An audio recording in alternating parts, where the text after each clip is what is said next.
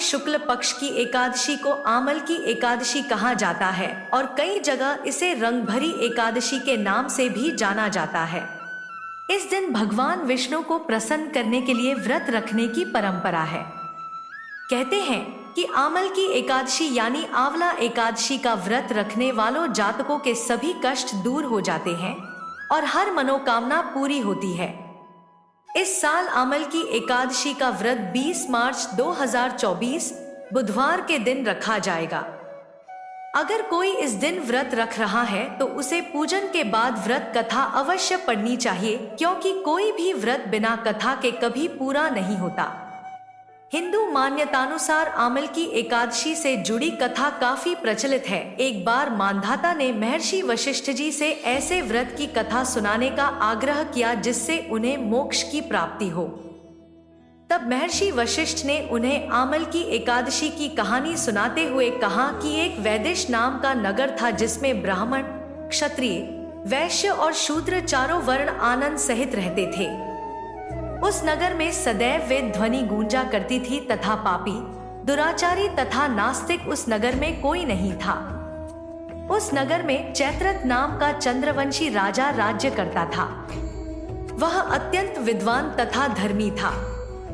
उस नगर में कोई भी व्यक्ति दरिद्र व कंजूस नहीं था।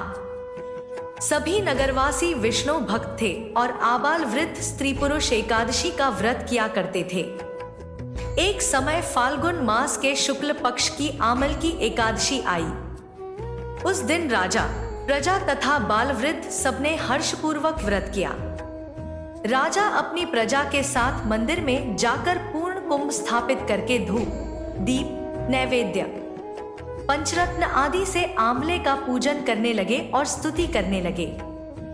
तभी वहां एक भूखा शिकारी आ गया और उसने भी बैठकर मन से कथा सुनी, जिसके कुछ दिन बाद उसकी मृत्यु हो गई। मृत्यु के बाद उसने एक राजा के यहाँ जन्म लिया और अन्न, धन, बल, साहस से परिपूर्ण रहा।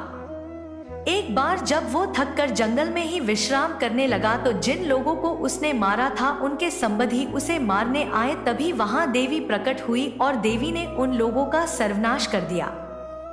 जब उस राज की आंख खुली तो उसने पूछा, मेरी मदद किसने की?